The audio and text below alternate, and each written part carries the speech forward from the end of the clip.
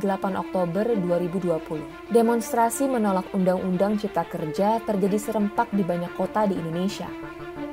Di Jakarta, demonstrasi berujung ricuh. Sejumlah fasilitas umum dirusak. Jalan Tamrin hingga Sudirman, lokasi kumpul massa jadi sorotan utama. Beberapa halte Transjakarta dibakar, di antaranya halte Bundaran HI, Sarinah, dan Tosari. Para demonstran dikritik, bahkan dituduh sebagai pelaku perusakan. Benarkah para demonstran yang membakar halte di Sarinah?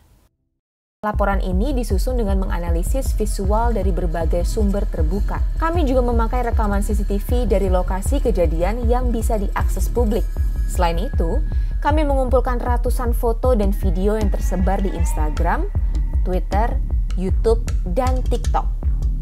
Dari semua itu, kita jadi paham apa yang sebenarnya terjadi di Sarinah sore itu. Foto viral ini jepretan Ari Basuki, fotografer Merdeka.com. Dari foto inilah penelusuran dimulai. Orang inilah yang pertama menyulut api di halte Sarinah.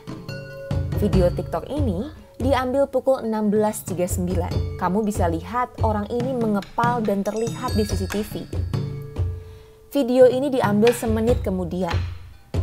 Dua video ini menggambarkan pada menit 16.40 api belum terlihat di halte Sarinah. Jika kamu melihat asap ini bukan dari dalam halte, tapi dari sini. Lalu petaka itu datang.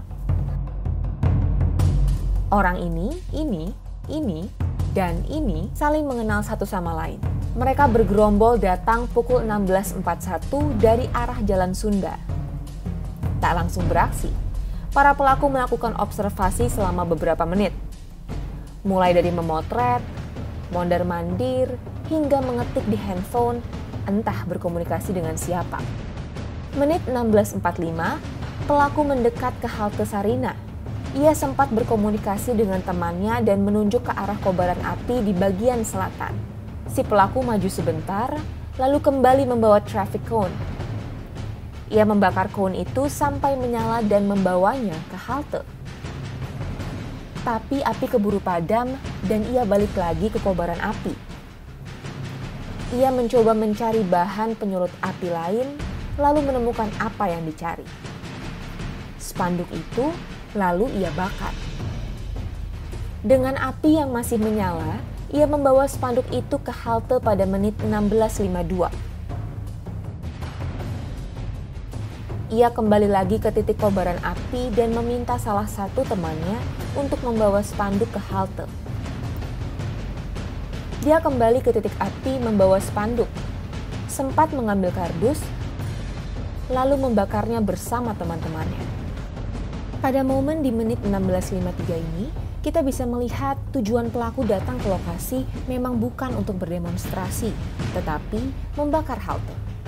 Di saat massa berlari menuju perempatan Sarinah menerobos barikade polisi, si pelaku dengan santai tetap fokus mencari api untuk membakar halte. Cukup lama di sana, ia lalu kembali lagi ke halte pada menit 16.57. Ia kembali ke titik api pada menit 16.59. Lalu kembali ke halte membawa penyulut api yang lebih besar.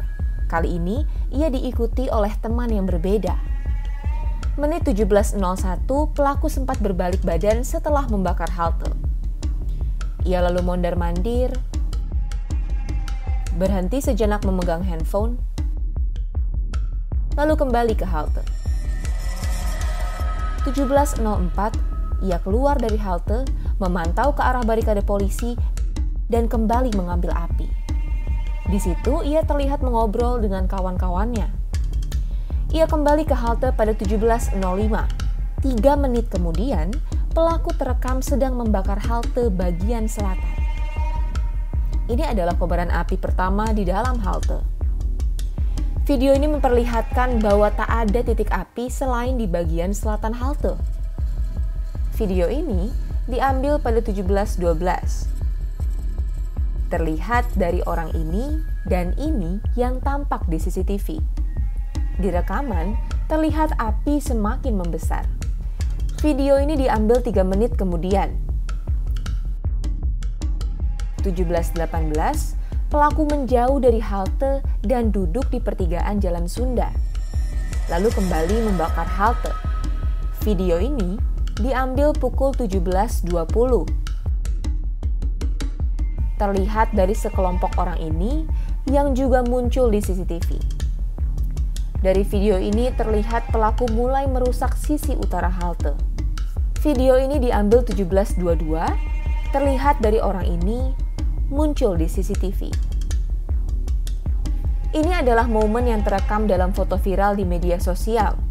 Si pelaku membakar sisi utara halte dengan api dari sisi selatan. Usai melakukan itu, api mulai membesar di bagian utara. Dan pelaku duduk berkumpul dengan kawan-kawannya merayakan perbuatan yang telah mereka lakukan. Cerita ini tak berhenti hanya sampai di sini. Mari kita mundur 62 menit ke belakang. Semua berawal dari sini. Menit 16.25, terlihat 4 orang bergerombol datang dari arah Jalan Sunda. Saat tiba di pertigaan, 1 orang langsung memotret sekitar lokasi kejadian. Mereka diam di pertigaan cukup lama, lalu kemudian gerombolan lain pun datang. Dari CCTV terlihat jelas bahwa mereka saling sapa dan kenal satu sama lain. Mereka mulai menyebar dan 3 lainnya menuju dekat kobaran api. 4 orang ini bergeser mendekati halte. Menit 16.59, mereka sempat bertegur sapa dengan pelaku pembakaran. 1 orang lainnya lalu bergeser kembali ke pertigaan. Dan mereka kembali berkumpul di tengah jalan. Sempat maju, saat polisi memukul mundur massa, mereka berlari ke arah Jalan Sunda. 10 menit kemudian, mereka kembali datang. Salah satu dari keempat orang ini tiba-tiba membawa kardus menuju halte. Ia terlihat di foto ini. Setelah itu, 4 orang ini tak beranjak kemana-mana. Mereka memantau aksi teman-teman mereka dari pertigaan. Beberapa foto dan video yang kami kumpulkan menampilkan wajah yang bisa diidentifikasi polisi. Di antaranya, ini,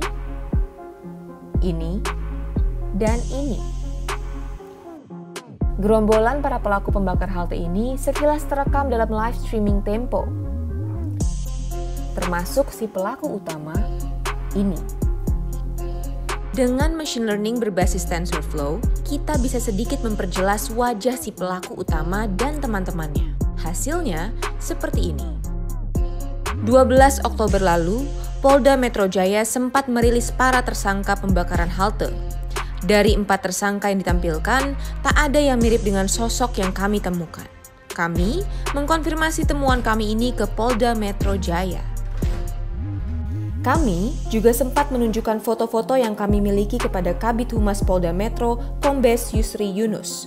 Ia menyebut polisi memang belum berhasil menangkap pelaku pembakar halte yang fotonya viral di media sosial. Yusri enggan berbicara lebih lanjut soal itu. Oke, silakan. Soal pelaku yang dipoto viral, Bang. Foto viral. Oh, itu baru bilang jangan foto viral, kalau itu tanya Pak Viral.